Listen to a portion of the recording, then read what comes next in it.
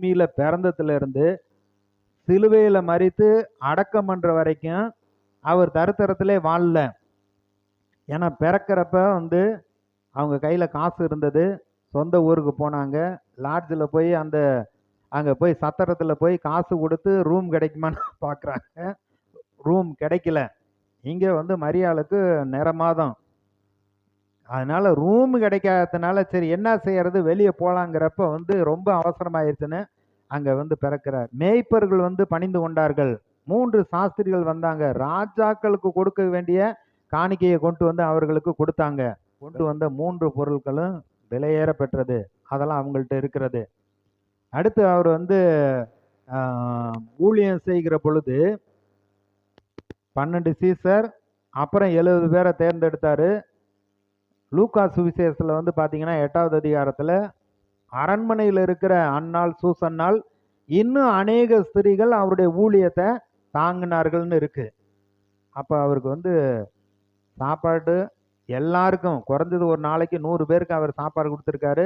5 அப்பம் 2 மீனை வச்சு 5000 பேரை போஷித்து மீதம் 12 கூடை நிறைய இருந்தது. அதனால அவருக்கு சாப்பாட்டுக்கு பிரச்சனையே இல்லை. அவர் தருத்தரராக இருந்தார்னா பரிசேயன், பரிசேயன்னா அவங்க வசதியான ஆட்கள்.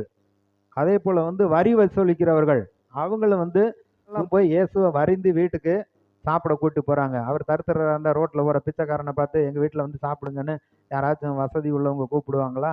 ஆனால் இயேசுவை கூப்பிட்டாங்க, அவரோடு சீசர்களும் போனாங்க. அப்போ பாருங்க, அவர் ஊழியம் செய்கிற பொழுது இவ்வளோ பேருக்கு சாப்பாடு கொடுத்தாரு, அவர் தருத்திரர் கிடையாது. அவர் அநேக இடங்களில் கூப்பிட்டு சாப்பாடு கொடுத்தாங்க, தருத்திரர் கிடையாது. அவர் கழுதை மேலே பவுனி போகிறப்ப அங்கே சொல்லப்பட்டிருக்கணும், ஒருவனும் ஒரு காலும் ஏறிராத கழுதை, போய் கேளுங்க கொடுப்பாங்கன்னா கேட்டோடனே கொடுத்தாங்க.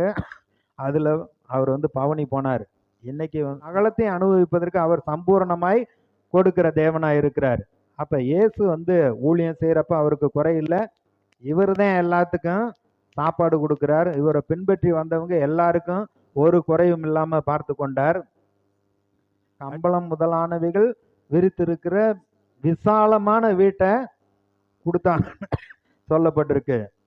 அவர் பிறந்தது ஏழ்மையில பிறந்தது மாதிரி இருக்கலாம், அவர் மரித்த பொழுது ஐஸ்வர்யவானோடு இருந்தார்.